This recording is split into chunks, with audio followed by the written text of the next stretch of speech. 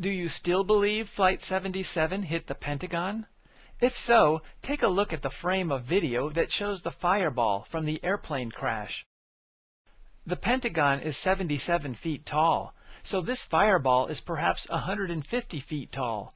Some important aspects of this fireball are: it is gigantic, it is very bright, almost white, there is very little soot. To understand the significance of this fireball, you need an understanding of the difference between the burning of a hydrocarbon fuel and the detonation of an explosive. Candle wax is a hydrocarbon, just like gasoline, but candle wax consists of larger molecules. In the center of the flame is vaporized wax. At the edge of the flame, the hydrocarbons combine with oxygen in the air. This is the area of the flame that is bright and hot. An important aspect of candle flames, and all other hydrocarbons that burn in air, is that the flame does not expand. It constantly changes shape due to the breeze and the air currents created by its heat, but it remains the same size. The only way the flame could become larger is if more fuel starts to burn.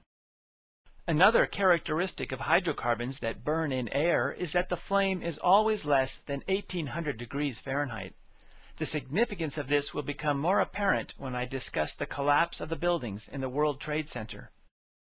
Now let's look at how a fireball develops from an airplane crash. When an airplane crashes, some of the fuel splatters into the air and quickly vaporizes. This creates an explosive mixture of fuel and air. When this mixture ignites, the flame rapidly travels through it. This creates a blast that resembles a low-power explosive.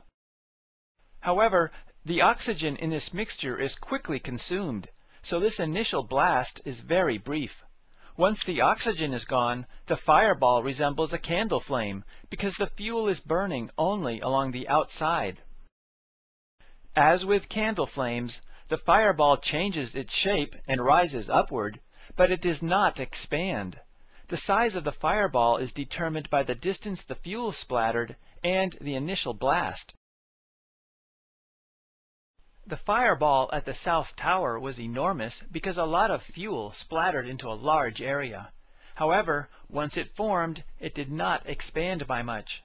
Rather, it rose upward while being pushed southeast by the breeze. Also, it was orange and full of soot. Candle flames are normally clean by comparison because they are small and indoors, so nothing interferes with the mixing of oxygen and fuel. However, large candle flames can produce enough heat to create their own turbulence, thereby causing soot. This is a controlled fire for a training exercise. As with real fires that develop from airplane crashes, the flames are orange and they drift aimlessly rather than expand. The fireball that developed at the Pentagon should resemble the fireballs at the World Trade Center and other airplane crashes. The upper image is from the Pentagon security camera. In the lower image, I superimposed a fireball from the South Tower.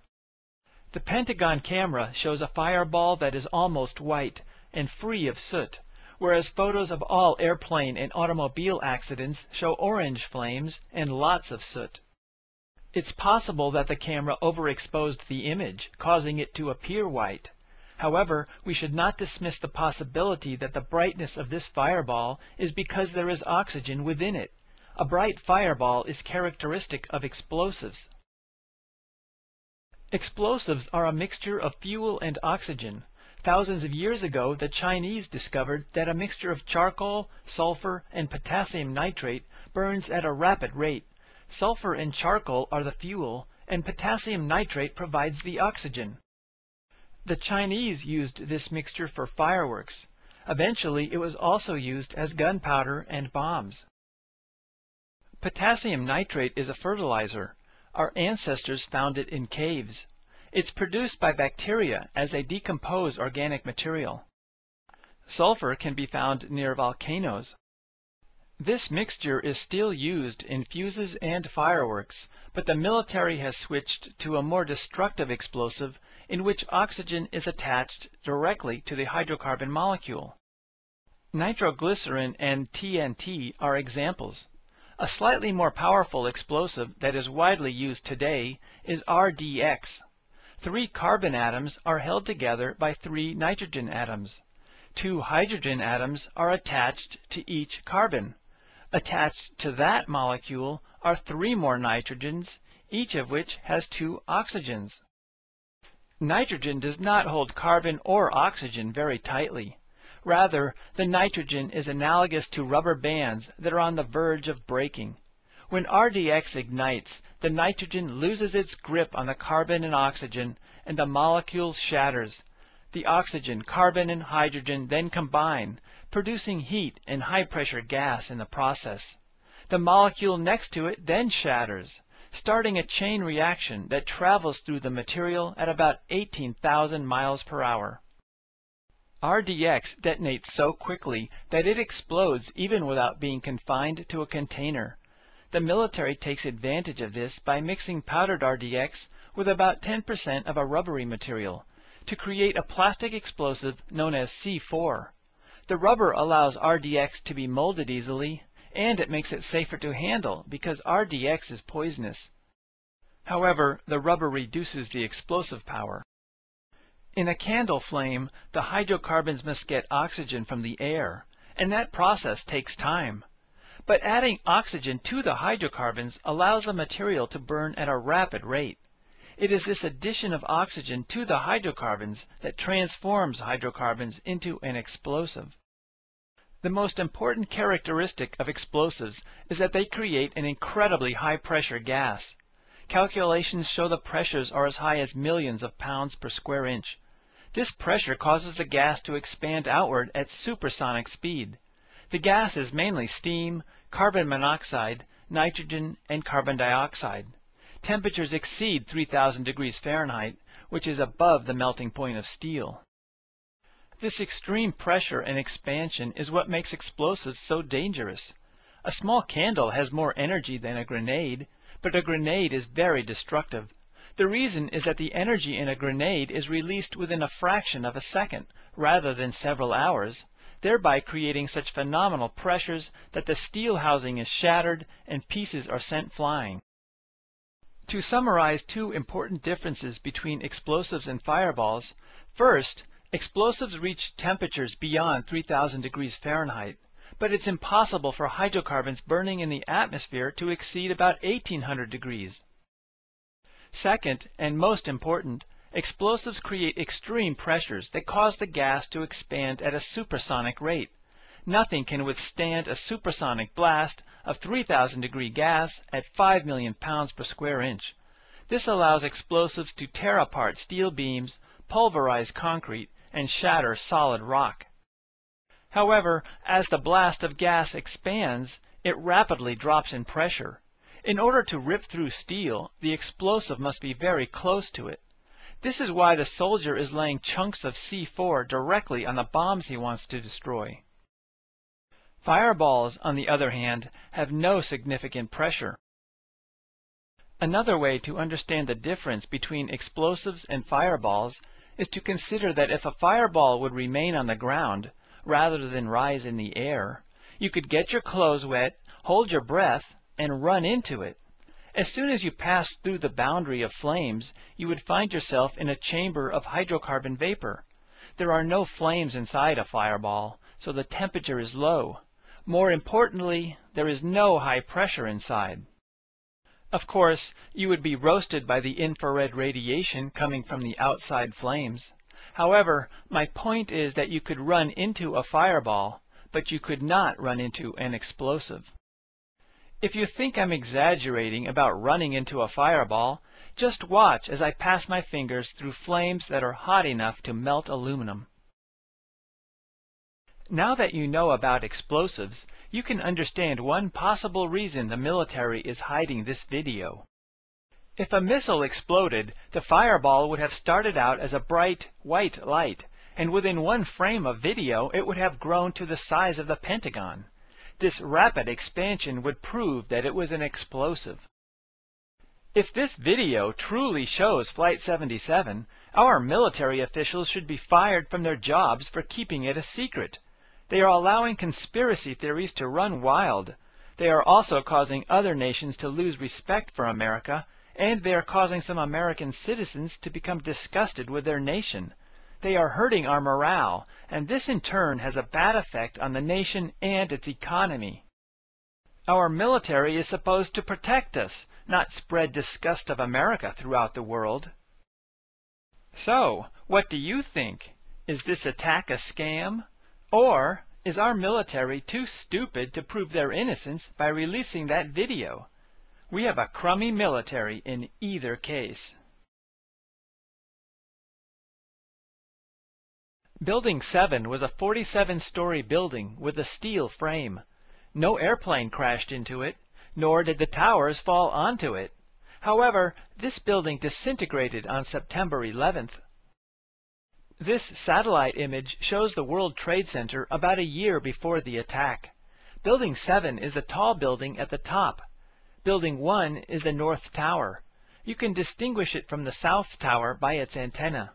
Buildings 4, 5, and 6 were office buildings. Building 3 was a hotel. The attack on September 11th destroyed all 7 of these buildings, and it damaged a few of the surrounding buildings. Here is a view from an airplane of the rubble of Building 7. The pile is very small. How did a 47-story steel building crumble into such a tiny pile of rubble? Our government believes that fire caused it to disintegrate. Fires erupted in Building 7 about 9 in the morning, a few moments after the plane crashed into the South Tower. The fires burned all day. This photo shows the fires at 3 p.m. The fires are not easy to see because they are small, and there's lots of dust and smoke in the air. Nearby buildings and reflections make it difficult to figure out where Building 7 is, so I'll fade out the other buildings for a moment so that you can see Building 7 more clearly. There are only a few flames in only a few of the thousands of windows of this large building. Most floors do not have fires, and the floors that do are burning only in a few small areas. Compared to other office fires, these are small. Why didn't the sprinkler system extinguish them? This photograph shows the rear of Building 7. This side of the building doesn't have many fires either. There are no fires anywhere along the base of the building. Incidentally, in the background of this photograph are Buildings 5 on the left and 6 on the right. Both of those buildings have very serious fires burning inside them. It is interesting to note that our government has never bothered to explain how Building 5 ended up with such serious fires. Despite the fact that the fires in Building 7 were so small that the sprinkler system should have extinguished them, at about 5:30 in the evening, the building suddenly crumbled into a pile of rubble. How did a few little fires cause Building 7 to crumble? According to Bill Manning, editor-in-chief of Fire Engineering, a magazine for fire departments, fire has never destroyed a steel building. So how did a fire do what it had never done before? Perhaps you wonder if incompetent architects designed this building with delicate steel beams. If so, take a look at the beam with the numeral 7 spray painted on its end. To say the beams in Building 7 were massive would be an understatement. This building was straddling an electrical substation for the city, so it had some of the thickest steel beams of any building on the planet. At the upper left corner is a standard I-shaped beam. It would be considered massive in most buildings, but it seems delicate next to the biggest beams of Building 7. As is typical in the design of buildings, bridges, and most industrial products, Building 7 was designed with more strength than it actually needed. So how did a building with such massive steel framework disintegrate into such a tiny pile of rubble from a few tiny fires? A government agency, FEMA, conducted an investigation into why the buildings in the World Trade Center collapsed. However, the editor of Fire Engineering magazine became so disgusted by the investigation that the January 2002 issue carried an angry article in which he accused the investigation of being a half-baked farce. Later that month, both Bush and Cheney asked Tom Daschle to limit the investigation. Apparently, a half-baked farce was more of an investigation than Bush and Cheney wanted. I suppose they would have preferred a quarter-baked farce. In March 2002, the Committee on Science of the House of Representatives held a meeting to investigate the investigation. There were more insults and accusations at this meeting. For example, Congressman Boehlert complained that the investigation seems shrouded in excessive secrecy. Professor Corbett complained that they were trying to run an investigation with part-time engineers and scientists and on a shoestring budget. There were also accusations that landlords and insurance companies interfered with the investigation. It seems that a lot of people were helping President Bush ruin the investigation. During April 2002, the final bits of rubble from the World Trade Center were removed. The thick pieces of steel were sold to foreign nations as scrap metal and at a very low price, while the less valuable pieces were shipped by barge to be buried. By May 2002, the World Trade Center had been cleaned up and all the rubble destroyed, so nobody could conduct any further investigations into how the buildings collapsed. The editor of Fire Engineering wrote months earlier that this destruction of rubble is illegal. He pointed out that our laws demand rubble be saved from major disasters so that we can learn what happened and improve our buildings and fire prevention techniques. Our government violated the law when it destroyed the rubble from the World Trade Center. Here are some of the government officials who tried to impeach President Clinton. Tens of millions of Americans were outraged when Clinton lied to us about what he and Monica were doing. These Americans proudly boasted that they are law-abiding citizens, and they will not tolerate government officials who cheat, lie, or deceive. Yet millions of these same Americans either helped our government violate laws during the investigation of the World Trade Center collapse, or those who were not actively helping with the illegal activities were ignoring them. Ken Starr spent $40 million investigating the sexual activities of President Clinton. Why didn't Ken Starr advocate giving money to the investigators of the World Trade Center collapse so that they didn't have to depend on part-time scientists and on a shoestring budget? Are the sexual activities of Bill Clinton truly more important to us than an attack on our nation? In May 2002, FEMA released the report on the collapse of the buildings. Not surprisingly, the report doesn't explain anything. For example, rather than explain how the fires caused Building 7 to collapse, the FEMA report has this: the specifics of the fires in Building 7 and how they caused the building to collapse remain unknown at this time. Our government spent 7 months investigating the collapse of the World Trade Center buildings, and at the end, they announced they have no idea what happened to Building 7. If FEMA was a private company, I would demand my money back. Since they are a government agency, their worthless report is evidence that they are involved in covering up a scam. FEMA claims that they cannot understand how Building 7 collapsed. But perhaps you and I can figure it out by watching the videos of it collapsing. Incidentally, this video is lousy because it comes from people who recorded the TV news. As with the security video that shows Flight 77 crashing into the Pentagon, nobody wants to provide good quality video of Building 7 as it collapses. At the top of Building 7 is a rectangular penthouse that contains air conditioning and other equipment. If you recall, the fires were on the lower floors, not near the roof. However, the penthouse is the first part of the building to collapse. How could the fires cause damage to the penthouse without damaging all the floors in between?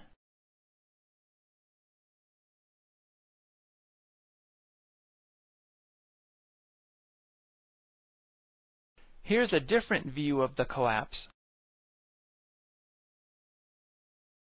And another view. When fires cause steel buildings to crumble, do they normally produce this much dust? Well, since fire has never caused a steel building to crumble before, I guess we'll never know if this dust is typical. The person who took this next video decided to point his camera at Building 7 at just the right moment. Is this a coincidence? Who is this person?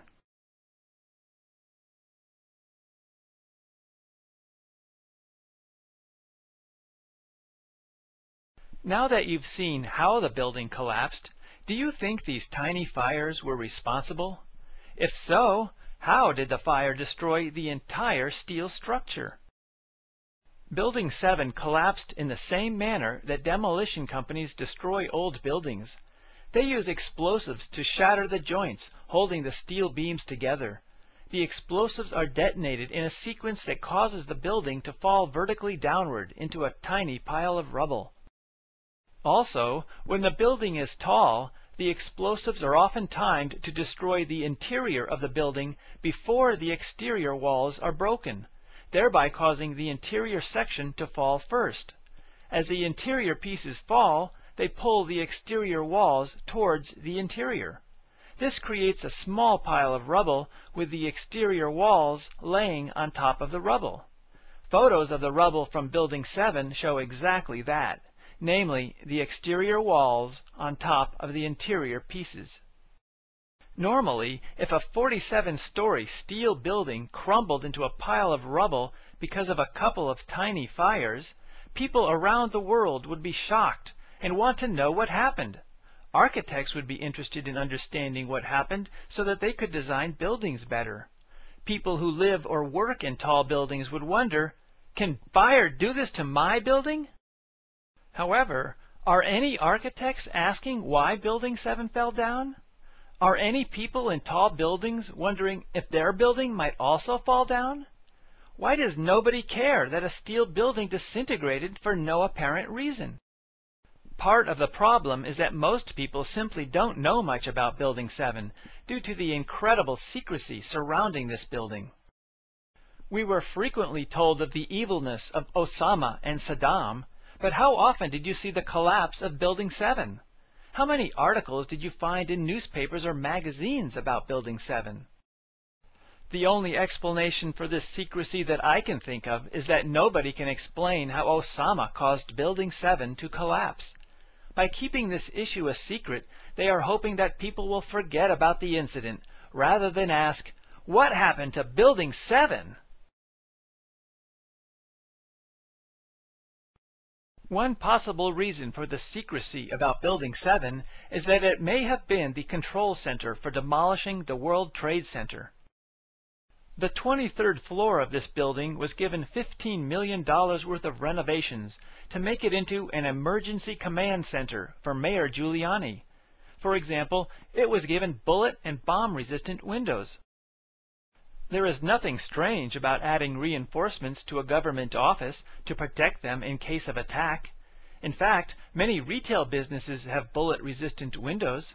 However, this particular office had its own air and water supply, and it was designed to withstand winds of 160 miles per hour. To make the situation more suspicious, the reinforcements were only for this one floor. So that meant most of the building was just an ordinary office building. Why would they protect only one floor? This seems as silly as installing bulletproof glass in only one window of the president's automobile.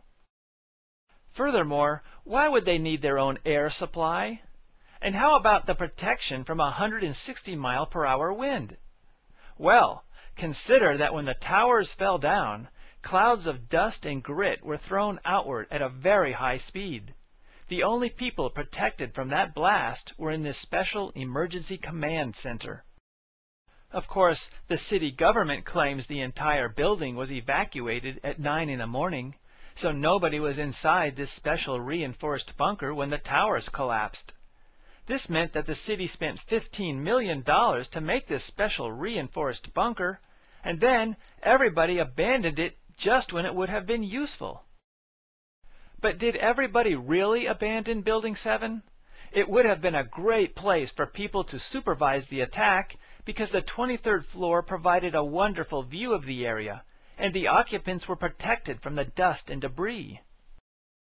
To make the situation even more suspicious, as I explain in more detail in the book, the flight paths of the two airplanes that hit the towers appear to have been on a course towards Building 7, as if this building was broadcasting a homing signal. The towers did not simply fall down or break into pieces. Rather, as jets of dust flew out the windows at extreme velocity, that portion of the building disintegrated. Dust was thrown hundreds of feet. When it was over, it was difficult to find anything resembling office furniture, chunks of concrete, human bodies, or large pieces of the steel frame. The towers had steel frames. They were not steel-reinforced concrete structures. The concrete was used only as a flooring material. Somehow, virtually all of the beams broke apart into short sections.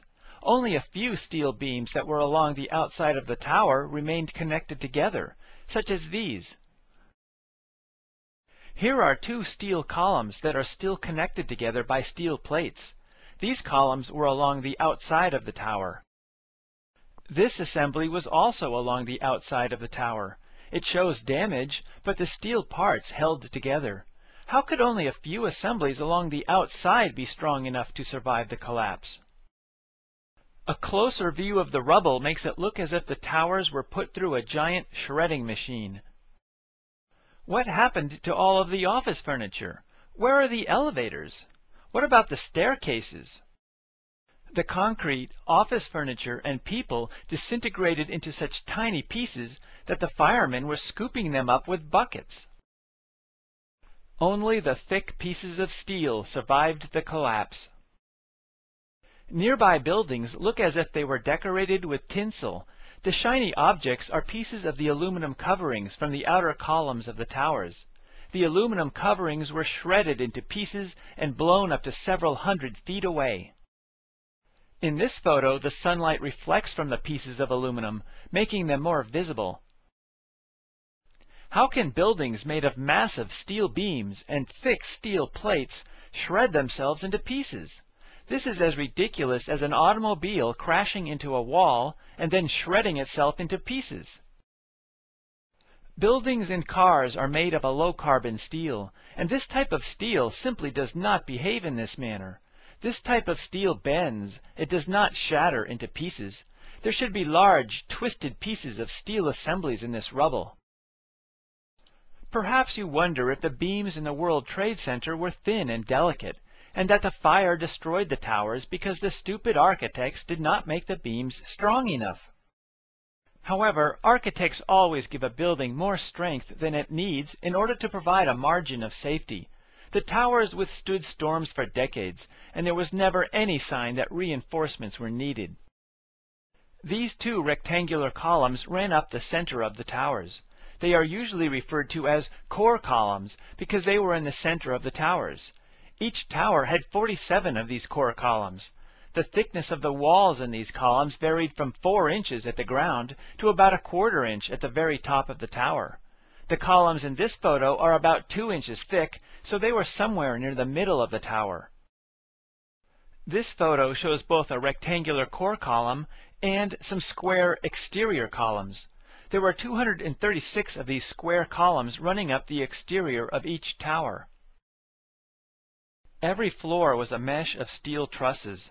There were 2 sets of trusses crisscrossing each other to form a rectangular grid. This diagram shows only one set of trusses. The missing set would be traveling left to right in this diagram. The purple lines along the right side show the orientation and location of the missing trusses.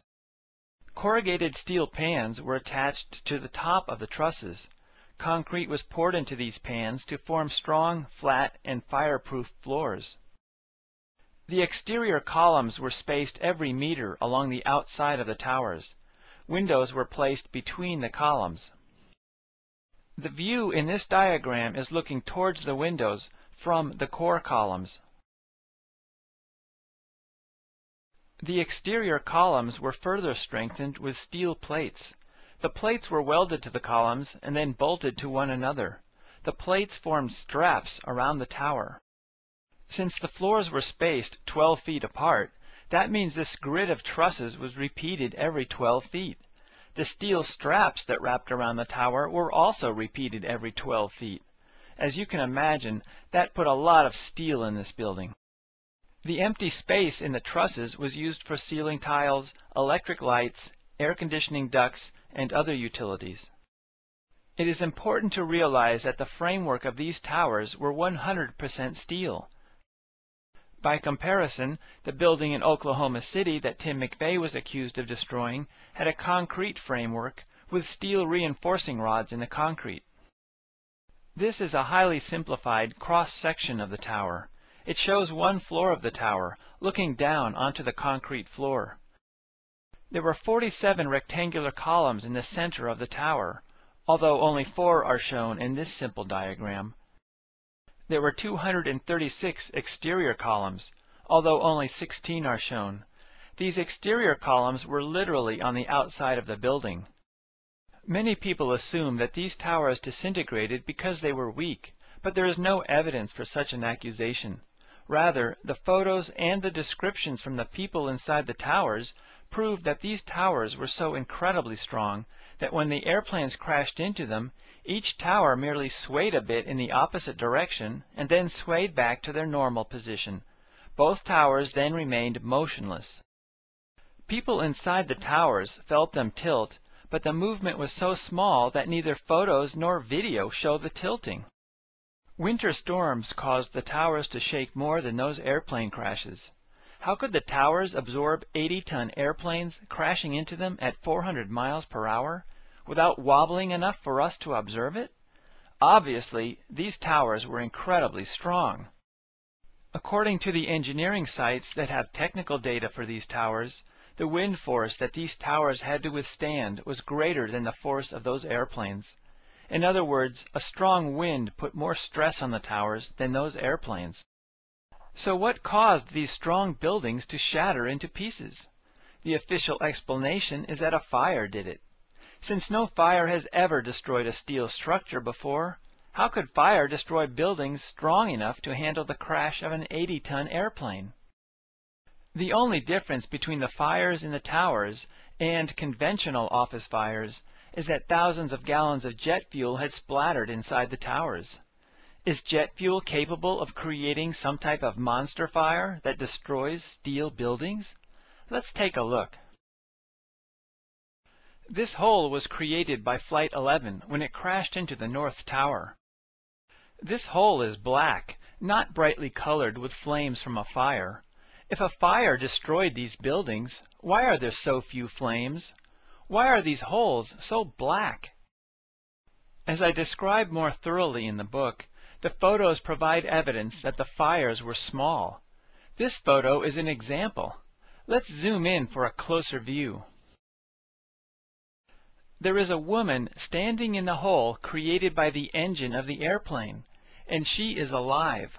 On the floor above her and to her left is a man, although he is more difficult to see. Let's zoom in on that woman.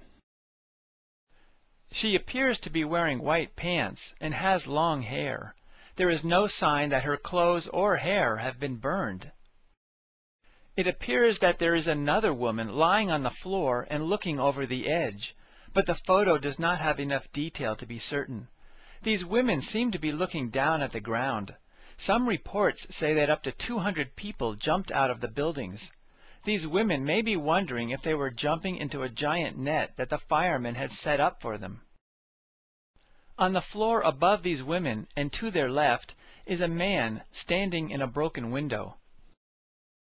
The Boeing 767 that hit this tower was a large airplane with about 80 tons of metal, people, and luggage. The plane slammed into the tower at perhaps 400 miles per hour. Pieces of the aircraft, flooring, and office furnishings would have flown through 2 or 3 floors. Anybody in the path of this flying debris would have been killed. The thousands of gallons of jet fuel that sprayed into this area and then caught on fire would certainly kill a lot of people also.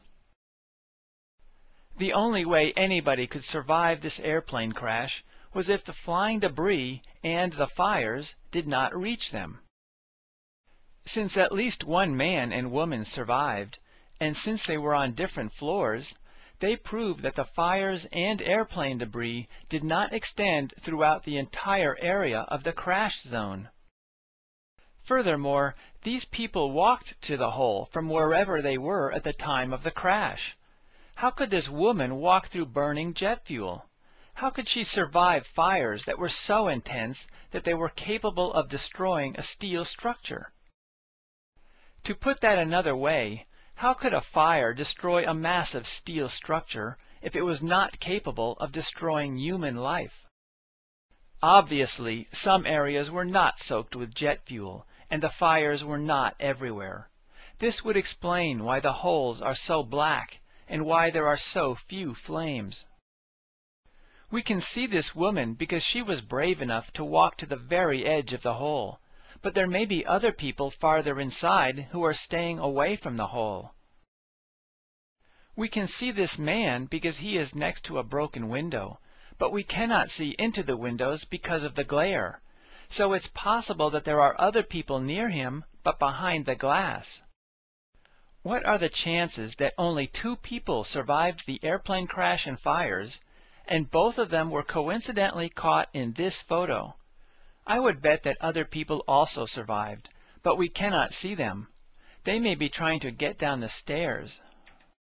As I explain in more detail in the book, there is no evidence that the fires in these towers were extreme.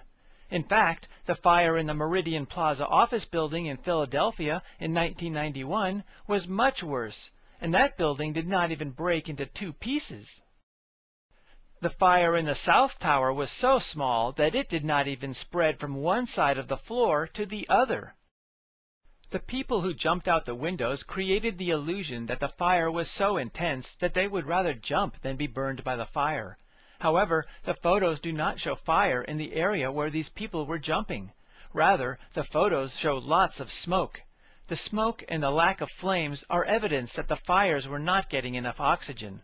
This would cause the plastic and rubber to create toxic smoke. This in turn could cause people to jump to avoid a slow, agonizing death from toxic smoke. Even if the fires were intense, fire does not shatter steel structures. Look at the steel grate in a fireplace. The grate is in contact with hot coals for hours. Sometimes natural gas flames burn underneath at the same time. However, the grates never shatter into pieces. Rather, the heat merely causes the iron to oxidize faster than normal.